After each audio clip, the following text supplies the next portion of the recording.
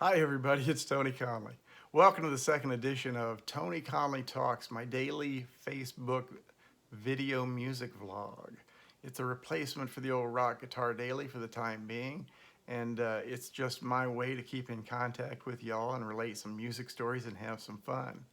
Today I'm going to talk about my relationship with German guitar wizard Michael Schenker, and as you know, I'm a tremendous Michael Schenker fan, have been since I was 15. Today I'll tell the story of how I ran off and joined the circus and worked with Michael. We'll go back in time a little bit to 1990. I was working for Guitar Center as a store manager in Sherman Oaks, California. And I had a day off, and one day I was just out looking for a car. I was actually looking for an old Jag, a old used Jag. So I was walking around in North Hollywood where all the car lots are. Casual day, I'm walking up the street. I look up, and walking towards me is Michael Schenker. And I thought, that's kind of cool. So he gets up to me, and I go, "Hey, Michael, how you doing?" He nods his head, says hello, and keeps going. No big deal. I said, "Well, that was interesting." And then, about a week later, I'm in the store, and I'm walking around the sales floor, and I happen down at the counter, and all of a sudden I see one of my guys. He's in a pretty heated argument with a customer. Very nattily attired, good-looking English dude. So I walk up and I go, "Hey, fellas, what's going on?" And my guy looks at me, he goes, "Tony, God damn it, I can't make this guy understand that we don't rent equipment." I said, "Okay." I looked at him and said, "Sir, like he told you, we don't rent equipment. However, what can I do for you? How can I help you?" I'm big on that. How can I help you? Guy looks at me, he goes, "Listen, all I want to do is get a 4-track recorder from my client. He's in town recording this week, and I just want to get something that he can work on in the hotel room." I said, "Okay, no problem. What I can do, I'd be glad to just rent you a unit. Let me ask, who's your client?" And he goes, "A guitar player, Michael Schenker." And I said, "No problem. I'm a big Michael Schenker fan. Sure, I'll take care of you." Took care of him, sent him out the door with a big smile on his face.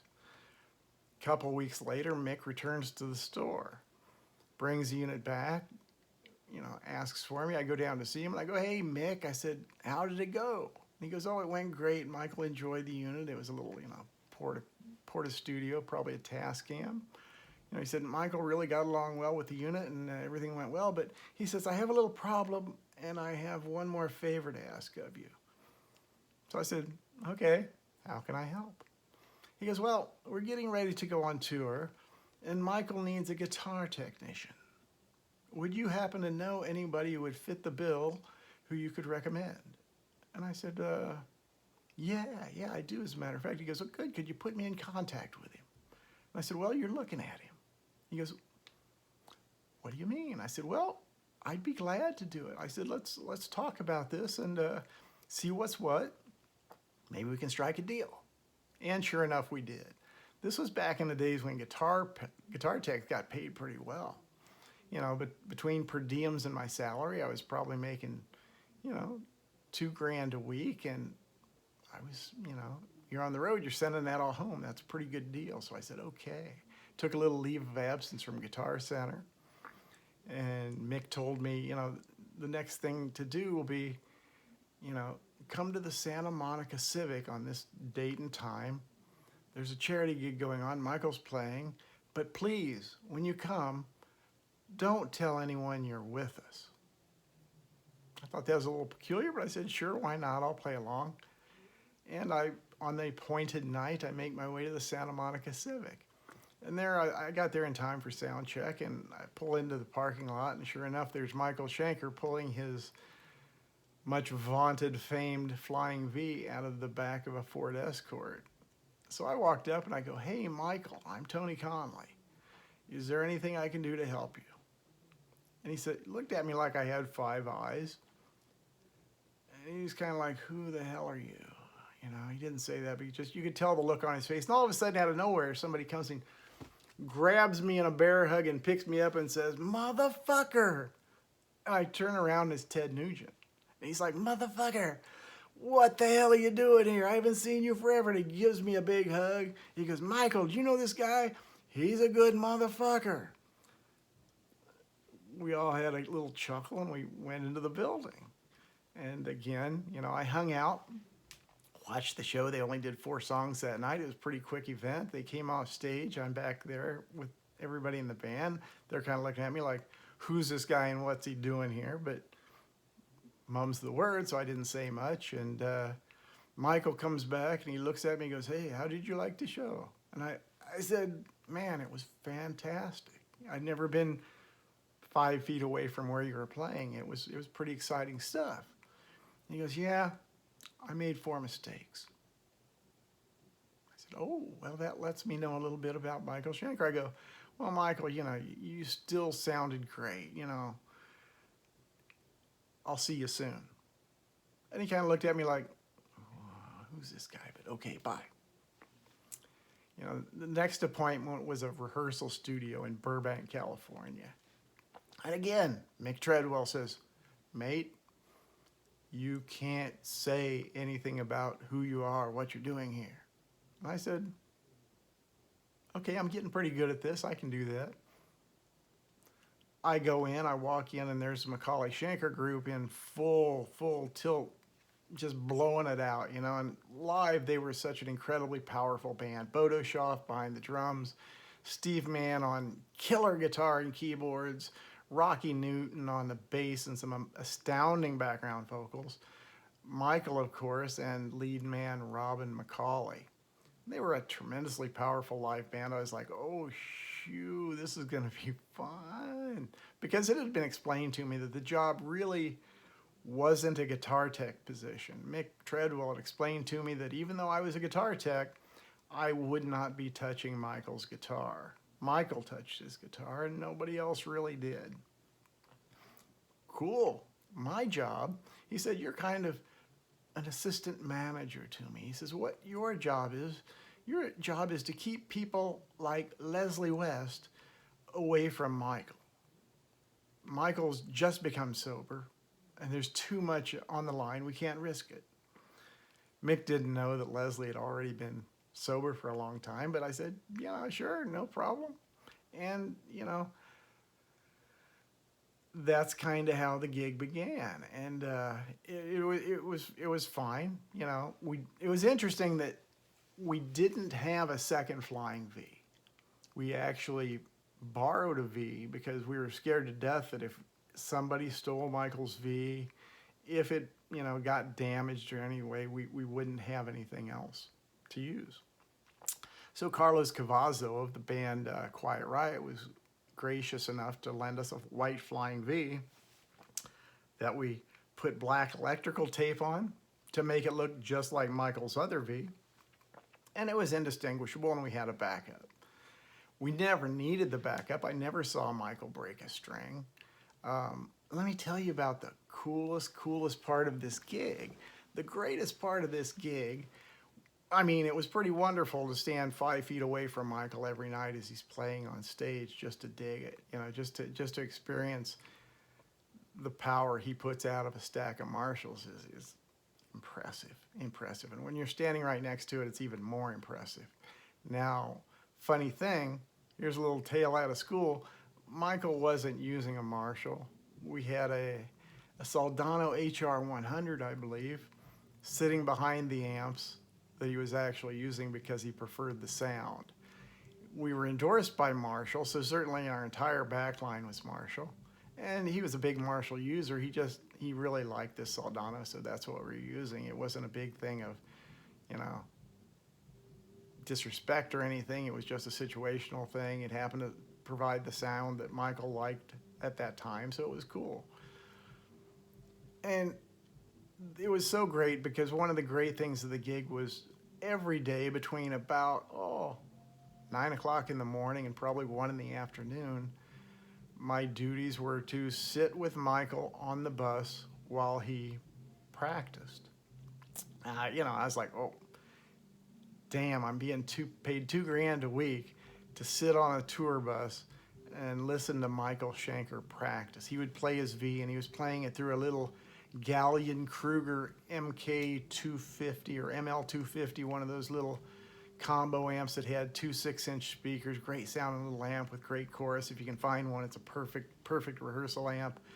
But I got to listen to Michael playing, writing, you know, whatever he noodled for 3 or 4 hours a day, and it was just like, oh, for a guitar guy, this is some kind of nirvana. It was a great thing. And we were on tour with Great White, and it was a nightmare. To be honest, it was a friggin' nightmare. Great White, at the time, I don't know what was going on with the band, but they didn't seem to have confidence in themselves, even though they were cocky, but they were very intimidated by Michael Schenker. They hated that his band was getting a lot of attention. The first night of the tour, we went over by 7 minutes. Our set was 7 minutes longer than the allotted 45 minutes, I think. No big deal, but they lost their mind. We were 7 minutes over. They fined us $7,000, and that set the tone for the tour. It wasn't very pleasant. One night we went on stage. They hit the stage only to find out that after sound check, their damned roadies had unplugged all of our back line. So we very frantically had to figure out what's going on first and then plug everything back in. Not the kind of thing you want to have happen in front of 7,000 people, but hey, welcome to rock and roll. The Great White guys, it never got better than that, to be honest. While I thought they were a really good band, there's a really shitty organization. They were cruel, they weren't kind. After that first couple shows, they were upset that we were getting encores and people loved Michael so much. So they came up with this ruling where every night, as soon as we got off the stage, within 30 minutes, we had to be off the property.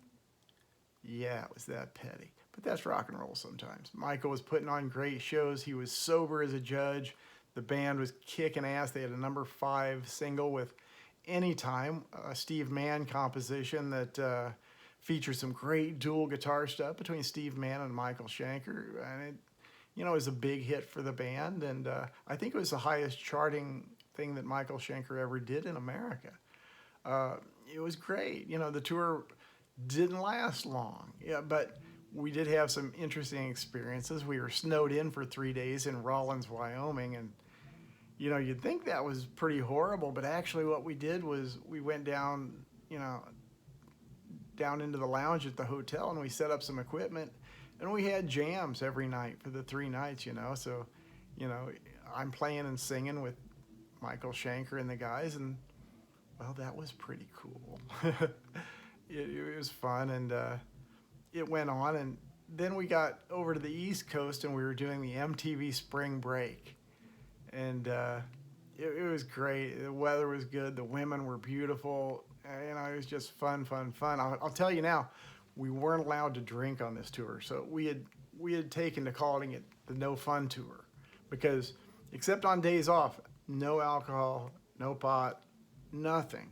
It was really done that way to keep Michael safe, and I understand that, but it was a bit of a drag for the other guys in the band and myself who were, we were partiers, sure.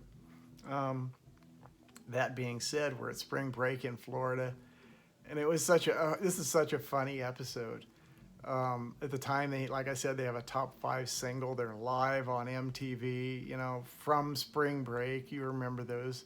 And they go on and bam, right into their hit single, Anytime, and boom, boom, boom. And it gets to the chorus. And at the time, we were using some sampled background vocals just because, just to fill in the sound a little bit. And they were triggered by the snare drum and an Akai sampler. Well, our drum technician, he was a guy who, he was the cheesy kind of guy who no matter what had to cheat. He would have a flask of whiskey. He would, he skirted every rule. He wasn't, the best guy on the bus. Everybody was kind of like, oh, this guy. So they're doing their hit single. Bodo Shaw nails the snare. And as the band sings Anytime, out comes the chorus from Bad Boys. Ouch. But you've never seen a band turn white and look so astounded on stage. It was just like, Oh, that's the last we ever seen of that drum tech. John, I don't know where you're at today, but I hope you're not screwing up like you are. It was a pretty funny episode. You know, we got over it. We got through the show. We got back on the bus, and then Mick comes onto the bus and says, "Gentlemen, there's something I needed to tell you." Everybody's like, "Yeah?" He goes, "The tour is over." And the tour had 18 months to go. We had been out maybe 6 months. Tour's over, and everybody's like, "What?" Yeah. The singer from Great White has, excuse me, has a deviated septum, and they've canceled the rest of the shows. Mind you, I think they're chicken shits, and I think they're running from us. But nonetheless, here you're playing tickets back to Los Angeles. It's been swell. And, you know, as a side note to that, I lost my job, but in the interim, I did get to go spend a week with the Scorpions up in Vancouver. I forget which album they were recording. Maybe it was Animal Magnetism, or no. It was later than that. It was much later than that. Geez. I don't remember the album, but, you know, whatever album came out around 91, 90, that was it. But anyway, that was the end of my tour with Michael Schenker. After that, you know, we did some more things. I went with the boys to the Guitar Center Hollywood Marshall event where they unveiled the new series of Marshalls, and Jim Marshall put his handprints in the rock walk. That was a great time, but that was about the last I saw about the band, and we went our separate ways. I went back to Guitar Center, they went back on the road, and that's the way rock and roll goes. But tell you what, it was a great time. It's led to, you know, I still go see the band when they're in town. I've done some interviews with Michael. It's always a good time. You know, he's a gracious guy. He's turned his life around in such a marvelous way. He's been a huge inspiration to me. He's very healthy. He's very happy. He's wacky, but he's Michael Schenker, and if he wasn't, we'd be disappointed. And what a great guitar player.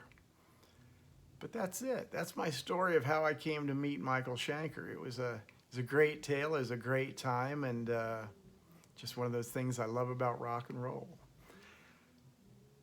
That's it for today.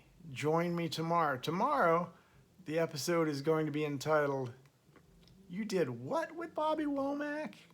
That's right. I'll be talking about my time with soul legend Bobby Womack. What a beautiful cat and what good times. Can't wait to talk to you about it, but hey, I got things to do. You got things to do. Let's go do them. I love y'all. Thanks for watching. I'll see you next time.